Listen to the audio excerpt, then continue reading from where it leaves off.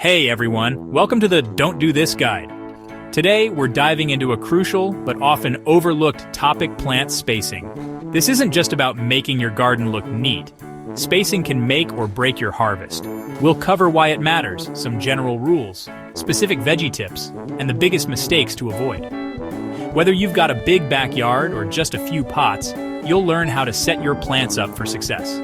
If you want to avoid common gardening pitfalls, hit subscribe and join our community. Let's dig in and discover what to do for perfect plant spacing. Let's start with the biggest mistake: overcrowding your plants.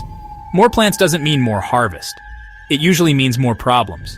When plants are packed too tightly, airflow is restricted, creating a humid environment that's perfect for fungal diseases like powdery mildew. Poor airflow also means leaves stay wet longer, giving diseases more time to spread. Overcrowding leads to stunted growth. Plants compete for sunlight, water, and nutrients, and none of them win. Taller plants can shade out smaller ones, while roots get tangled and starved underground. Even if you fertilize, crowded roots can't access nutrients efficiently. Stressed, crowded plants are also magnets for pests. Weak plants can't defend themselves, and bugs know it. Quality always beats quantity. A few well-spaced, healthy plants will outproduce a crowded bed of strugglers. Think of plant spacing as giving each plant its own bubble to thrive. Respecting that space means better sunlight, stronger roots, and healthier growth. It's not about wasting space. It's about using it wisely for maximum results. Don't underestimate the impact of spacing.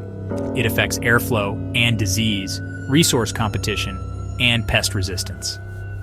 Avoiding overcrowding is one of the most important don'ts in gardening. Give your plants room, and you'll prevent a cascade of problems. Remember, a thriving garden starts with smart spacing. Don't let your plants suffocate each other. Give them the space they need to flourish. Overcrowding is the fastest way to sabotage your garden's potential. Healthy spacing leads to bigger, better harvests and fewer headaches. So, before you plant, think about the space each plant needs to reach its full potential.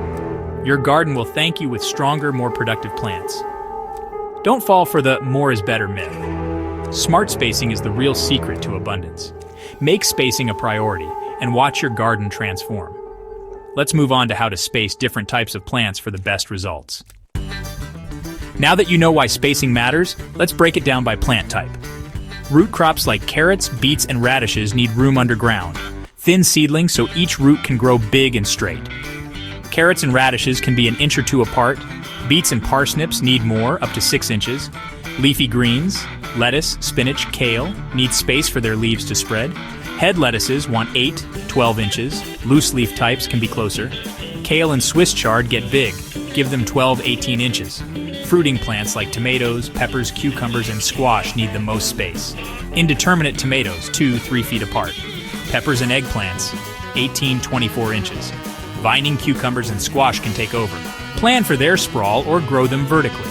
Not all varieties are the same. Always check your seed packet for specifics. Herbs vary too. Mint spreads aggressively, so keep it contained. Rosemary and lavender need room to become shrubs.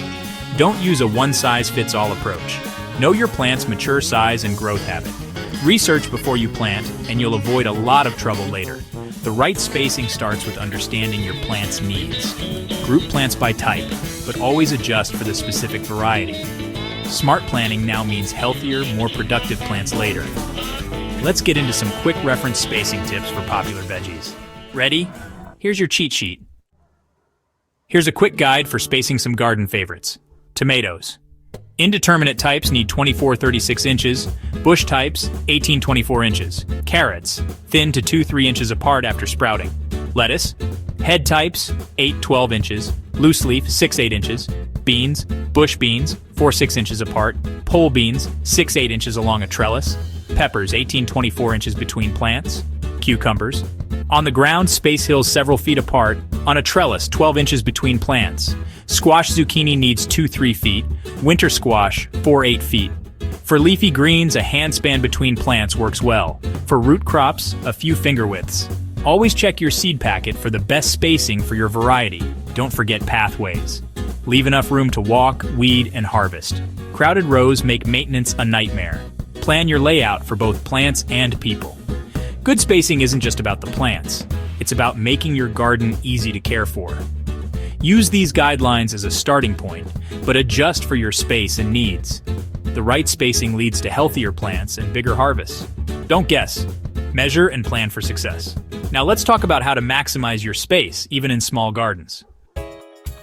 Limited space? No problem. There are smart ways to maximize your yield without overcrowding. Companion planting lets you pair plants with different needs, like lettuce under tall tomatoes, to use space efficiently.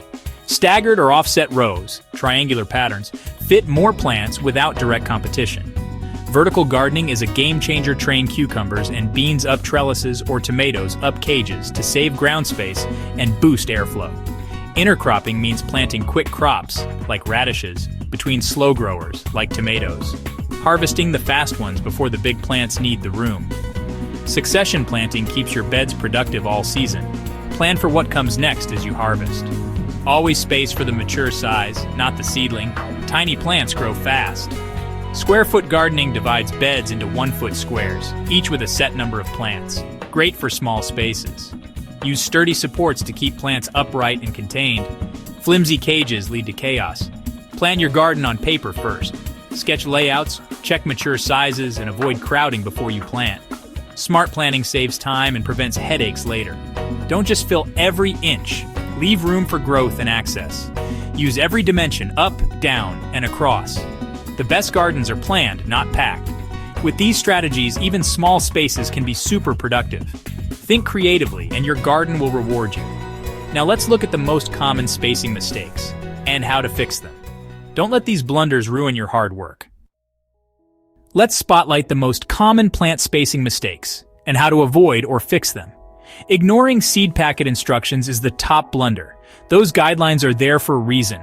Planting too close to fences or bed edges blocks airflow and access. Leave space all around. Not thinning seedlings leads to weak, crowded plants. Be ruthless for better results. Don't plant based on seedling size. Always picture the mature plant. Placing tall plants where they'll shade out smaller ones is a classic error. Think about sun angles and plant heights. Underestimating vining plants' spread can turn your garden into a jungle. Give them room or trellis them. Forgetting pathways makes maintenance and harvesting a pain. Plan for easy access. If you've already crowded your plants, you can sometimes transplant or thin them early in the season. If not, prune to improve airflow, even if it means sacrificing a few plants. Watch for signs of overcrowding, overlapping leaves, poor growth or disease, and act fast. Every mistake is a chance to learn and improve for next season. Don't let problems fester. Fix them as soon as you spot them. Smart spacing is a skill you'll keep improving with experience. Observe, adjust, and your garden will get better every year. Mistakes happen. What matters is how you respond. Keep learning, and your garden will thrive. Let's talk about special considerations for raised beds and containers. The right spacing matters everywhere you grow. Raised beds and containers have their own spacing rules. Loose, rich soil in raised beds lets you plant a bit closer than in ground, but don't overdo it. Airflow and light still matter. In containers, soil depth is key. Deep-rooted plants need big pots, or they'll be stunted. Choose compact or dwarf varieties for containers. Don't cram a giant tomato into a tiny bucket. Even in raised beds, check spacing recommendations. Shave off a little if your soil is great, but don't crowd. Densely planted containers dry out and use nutrients faster. Water and feed more often. Avoid root-bound plants by matching pot size to plant size. In mixed containers, pair plants with similar needs and growth rates. Don't let aggressive growers smother the rest. In raised beds, edges dry out faster. Plant a bit more densely in the center, but watch the sides. Don't treat every inch the same. Observe and adjust for microclimates. The principles of spacing apply everywhere. Just tweak for your setup. Good spacing in containers and beds means healthier, more productive plants. Plan ahead. Choose the right varieties and monitor your plant's needs. Don't ignore the basics just because you're growing in a pot or box. Smart spacing works in any garden, big or small. Now let's wrap up with your key takeaways. That's your Don't Do This guide to perfect plant spacing. Smart spacing unlocks healthier plants, fewer problems, and bigger harvests. Give your plants room. They'll reward you with abundance. Whether you garden in beds, pots, or plots, these tips will help you succeed. If you found this helpful, subscribe, like, and share your questions below. Thanks for watching. Happy gardening, and may your plants always have the space they need. See you next time on the Don't Do This Guide.